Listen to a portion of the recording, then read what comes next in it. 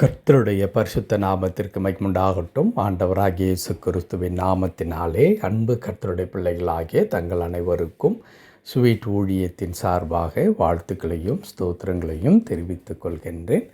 அப்போஸ்தலனாகிய பவுல் பிலிப்பியருக்கு எழுதின நிருபம் 4ஆம் அதிகாரம் 6வது வசனம். பிலிப்பியர் 4ஆம் அதிகாரம் வசனம் 6. நீங்கள் ஒன்றுக்கும் கவலைப்படாமல் எல்லாவற்றையும் குறித்து உங்கள் விண்ணப்பங்களை ஸ்தோத்திரத்தோடே கூடிய ஜெபத்தினாலும் வேண்டுதலினாலும் தேவனுக்கு தெரியப்படுத்துங்கள். நீங்கள் ஒன்றுக்கும் கவலைப்படாமல் எல்லாவற்றையும் குறித்து உங்கள் விண்ணப்பங்களை ஸ்தோத்திரத்தோடே கூடிய ஜெபத்தினாலும் வேண்டுதலினாலும் தேவனுக்கு தெரியப்படுத்துங்கள். என் அன்பு கடவுளுடைய பிள்ளைகளே, இந்த உலக வாழ்க்கையில் நம்மை கவலைக்குள்ளாக்குவதற்கு, நம்மை கவலைப்பட வைப்பதற்கு அநேக காரியங்கள் நம்மை சுற்றி நடந்து கொண்டே இருக்கிறது. ஒன்றை நான் எப்படியோ சமாளித்தேன் என்று நினைத்து பெருமூச்சு விடும்போது அல்லது நிம்மதி மூச்சு விடும் பொழுது அடுத்து ஒரு புதிய பிரச்சனை நம்மை தேடி வந்து இன்னும் அதிகமாக நம்மை வேதனைக்குள்ளாக்குகின்ற சூழல்கள் இந்த உலகத்திலே இருக்கிறது. நான் ஒவ்வொன்றையும் கருத்தில் கொண்டு ஒவ்வொன்றுக்காக நாம் கவலைப்பட ஆரம்பித்தோமானால் நிச்சயமாகவே இந்த ஒரு நாளின் 24 மணி நேரம் நமக்கு போதவே செய்யாது. அவ்வளவு பிரச்சனைகளும் அவ்வளவு கஷ்டங்களும் நம்முடைய வாழ்க்கையில் ஒன்றன் பின் ஒன்றாக அணிவகுத்து வந்து கொண்டே இருக்கிறதை நாம் பார்க்க முடியும். அதுவும் கடவுளுடைய பிள்ளைகளுக்கு எப்படி இந்த உலகம் இருக்கிறது என்றால், எல்லா விதத்திலும் நெருக்கடிகளும் பாடுகளும் நிறைந்த ஒரு வாழ்க்கையாகத்தான் இந்த உலகத்தில் நமக்கு அமைந்திருக்கின்றது. ஆனால் அதே நேரத்தில் இந்த கவலைகளை மேற்கொள்வது எப்படி என்ற ஒரு கேள்வி நமக்கு வருமானால் நிச்சயமாக ஒவ்வொருவரும் சொல்லுவது என்ன, இது இந்த உலகத்தை விட்டு நான் கடந்து போகும் வரையிலும் இந்த கவலைகளும் துயரங்களும் துன்பங்களும் என்னை விட்டு மாறவே மாறாது என்ற முடிவிற்கு தான் வருவோம். ஏனென்றால் அப்படிதான் நம்மை அப்படியே சூழ்ந்து நிற்கிறதை நாம் பார்க்க முடியும். ஆனால் பவுல் பிலிப்பு திருச்சபைக்கு எழுதும் பொழுது மிக அற்புதமான ஒரு காரியத்தை சொல்லுகின்றார். இந்த வசனம் துவங்கும் பொழுதே இப்படி சொல்லுகிறது, நீங்கள் ஒன்றுக்கும் கவலைப்படாமல். அப்படி என்றால் நான் ஒரு மறுத்து போன ஒரு நிலை, உணர்வற்ற ஒரு நிலையிலே நான் மாறிவிட வேண்டுமா? ஒன்றுக்கும் கவலைப்படாமல் என்றால் நான் எப்படி இருக்க முடியும்? என் பிள்ளைகளுடைய வாழ்க்கையை பார்க்கும் பொழுது, என் குடும்பத்தினுடைய எதிர்காலத்தை பார்க்கும் பொழுது, என் தேவைகளை நினைக்கும் பொழுது, எனக்கு வருகின்ற பிரச்சனைகளை நினைக்கும் பொழுது, அல்லது எனக்கு விரோதமாய் செயல்படுகிறதான சதி திட்டங்களை பார்க்கும் பொழுது, தோல்விகளை பார்க்கும் பொழுது, இவைகளெல்லாம் குறித்து நான் எப்படி யோசிக்காமல் இருக்க முடியும்? மறுத்து போன ஒரு நிலையில், எல்லாவற்றையும் மறந்து போன ஒரு நிலையில் என்னால் வாழ்வது எப்படி என்று கேள்வி வரும்.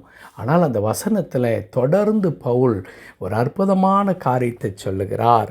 நீங்கள் ஒன்றுக்கும் கவலைப்படாமல் எல்லாவற்றையும் குறித்து. எல்லாவற்றையும் குறித்து? உங்களுக்கு எதெல்லாம் பிரச்சனை என்று நீங்கள் சந்தித்து கொண்டிருக்கிறீர்களோ, எதெல்லாம் உங்களுக்கு கஷ்டமாக இருக்கிறதோ, எதெல்லாம் உங்களை வேதனைப்படுத்தி கொண்டிருக்கிறதோ, அவை எல்லாவற்றையும் குறித்து நீங்கள் என்ன செய்ய வேண்டும்? உங்கள் விண்ணப்பங்களை ஸ்தோத்திரத்தோடு கூடிய ஜெபத்தினாலும் வேண்டுதலினாலும் தேவனுக்கு தெரியப்படுத்துங்கள். என் அன்பு கடவுளுடைய பிள்ளைகளே, மிக நுட்பமாக இங்கே பவுல் சொல்லித்தருகிற ஒரு காரியத்தை நீங்கள் புரிந்து கொள்ள வேண்டும். என்னை சுற்றி எது நடந்தாலும் பரவாயில்லை, நான் அதை குறித்து சற்றேனும் சிந்திக்க மாட்டேன், ஏனென்றால் அது என்னை கவலைக்குள்ளாக்கி விடுகிறது என்று அப்படியே கடந்து போகச் சொல்லவில்லை நம்முடைய கடவுள். மாறாக கர்த்தருடைய வார்த்தை எப்படி அல்லது பவுல் கடவுளுடைய பிள்ளைகளுக்கு என்னவாக ஆலோசனை சொல்லி தருகிறார் என்றால், நீங்கள் கவலைப்படாதீர்கள், மாறாக அவைகள் எல்லாவற்றையும் குறித்து உங்கள் விண்ணப்பங்களை, எப்படின்றால் கடவுளிடத்தில் அதை விண்ணப்பமாக நீங்கள் கொண்டு போங்கள். எப்படிப்பட்ட விண்ணப்பமாக அது கொண்டு போகப்பட வேண்டும் என்றால், ஸ்தோத்திரத்தோடு கூடிய ஒரு விண்ணப்பமாக, ஜெபமாக, வேண்டுதலாக நீங்கள் கடவுளுக்கு அதை தெரியப்படுத்துங்கள். கர்த்தருக்கு நீங்கள் அதை தெரியப்படுத்துங்கள் என்று ஆண்டவருடைய வார்த்தை நமக்கு சொல்லித் தருகிறது. என் அன்பு கடவுளுடைய பிள்ளைகளே, இன்றைக்கு நம்முடைய வாழ்க்கையில் இருக்கின்ற எல்லா பிரச்சனைகளும் உண்மைதான். அது நம்முடைய பலத்தை கொண்டு மாற்ற முடியாது. ஏனென்றால் அநேக காரியங்கள் நம்முடைய சக்திக்கு மிஞ்சினதாக, நம்முடைய கையின் பிரயாசத்திற்கு அது மிஞ்சினதாகத்தான் அது இருக்கின்றது. அதை மேற்கொள்ள வேண்டுமென்றால் நம்முடைய மாமிசத்தில் அதை நாம் மேற்கொள்ளவே முடியாது. நம்முடைய புத்தி கூர்மையில் அதை மேற்கொள்ள முடியாது. அதற்காகத்தான் கடவுள் நமக்கு தேவையாயிருக்கிறார். ஆண்டவரால் மட்டும்தான் அதை மாற்ற முடியும். அப்படி ஆண்டவரால் அது மாற்றப்பட வேண்டும் என்று சொன்னால் நான் என்ன செய்ய வேண்டும்? உட்கார்ந்து கவலைப்பட்டால் கடவுள் வந்து மாற்றிவிட மாட்டார். மாறாக நான் ஆண்டவருக்கு ஸ்தோத்திரத்தோடு கூடிய ஜெபத்தினாலே அவற்றை நான் கொண்டு செல்ல வேண்டும். ஏன் நான் ஸ்தோத்திரத்தோடு கூட நான் ஜெபிக்க வேண்டும்? ஒரே இடத்துல, ஆண்டவரே எனக்கு இந்த பிரச்சனை இருக்கிறது, இதை நீ கண்டு கொள்ள மாட்டீரா, செய்ய மாட்டீரா, நான் எவ்வளவு பக்தி உள்ளவனாக இருக்கிறேன், எவ்வளோ உண்மை உள்ளவனாக இருக்கிறேன், நான் உம்மைத்தானே நம்பி இருக்கிறேன், இதெல்லாம் சொல்லலாம், தவறு இல்லை. ஆனால் நம்முடைய ஜெபத்தில் ஸ்தோத்திரம் இருக்க வேண்டும், நன்றி இருக்க வேண்டும், துதி இருக்க வேண்டும் என்று ஏன் சொல்லப்படுகிறது என்றால், இந்த துதியும் ஸ்தோத்திரமும் நன்றியின் மறு உருவமாக இருக்கிறது. இந்த நன்றி என்பது எப்பொழுது வரும்? நான் நம்பி இருக்கிற என் ஆண்டவர் என்னை எந்த சூழ்நிலையிலும் என்னை கைவிடாமல் கட்டாயமாக எனக்கு உதவி செய்வார். அவர் செய்கின்ற உதவியின் மூலமாய் இப்பொழுது என்னை கவலை அடைய செய்து கொண்டிருக்கிறதே, இந்த பிரச்சனையெல்லாம் மாற்றி விடுவார். அந்த நம்பிக்கை இருக்கிறதே, அந்த நம்பிக்கை உடையவர்களாக நாம் கடவுளிடத்தில் போகிறோம் என்பதற்காகத்தான் நான் என்ன செய்ய வேண்டும்? கடவுளை நோக்கி ஸ்தோத்தரிக்க நான் பழகி கொள்ள வேண்டும், ஸ்தோத்திரம் சொல்ல வேண்டும்.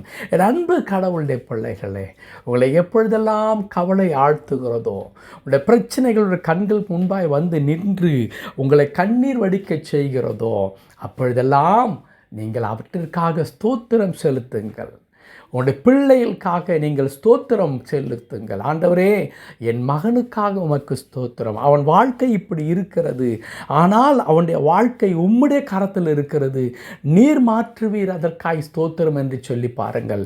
ஆண்டவரே, என் மகளுடைய எதிர்காலம், அவருடைய திருமண காரியம் உம்முடைய கரத்தில் இருக்கிறது, நீர் ஏற்ற நேரத்தில் அதை செய்து கொடுப்பீர், அதற்காக உமக்கு ஸ்தோத்திரம் என்று சொல்லி பாருங்கள். ஆண்டவரே, என்னுடைய குடும்பத்தினுடைய சூழ்நிலை இப்படி இருக்கிறது, நாங்கள் உம்முடைய பிள்ளைகளாய் இருக்கிறோம், ஆகையால் எங்களுடைய குடும்பத்தை குறித்ததான கரிசனை உமக்கு உண்டு, நீர் பொறுப்பெடுத்துக் கொள்வீர், அதற்காக உமக்கு ஸ்தோத்திரம் என்று சொல்லி பாருங்கள். ஆண்டவரே, நீர் எங்களுக்கு கொடுத்திருக்கிறதான தொழில், ஆண்டவரே, அது உம்மால் எங்களுக்கு கிடைக்கப்பெற்ற தொழில், அதிலே அநேக பிரச்சனைகள் இருக்கிறது, இதெல்லாம் மாற்றி நாங்கள் வெற்றியுள்ளவர்களாக மாறுவதற்கு உம்முடைய கிருபை எங்களுக்கு அவசியமாக இருக்கிறது, அதற்காக ஸ்தோத்திரம். கடலிலே இருக்கிறவர்கள், ஆண்டவரே, பொருளாதாரம் என்பது உம்மிடத்திலே இருந்து வருகிறது, உமக்கு ஸ்தோத்திரம்.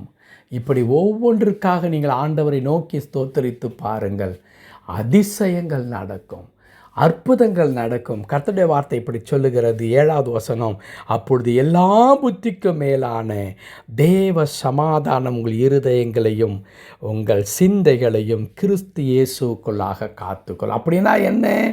உங்களை சமாதானத்தோடு கூட மகிழ்ச்சியோடு கூட அது காத்துக்கொள்ளும். ஆகையால் என் அன்பு கடவுளுடைய பிள்ளைகளே, எல்லா பிரச்சனைகளுக்கும் ஒரே தீர்வு உண்டு, ஆண்டவரை நோக்கி ஸ்தோத்தரிப்பது. அப்படி செய்யுங்கள், அற்புதத்தை பெற்றுக்கொள்வீர்கள். கடவுள் தாமே அற்புதமாக உங்களை ஆசீர்வதித்து தொடர்ந்து வழி நடத்துவாராக. ஆமேன், ஆமேன்.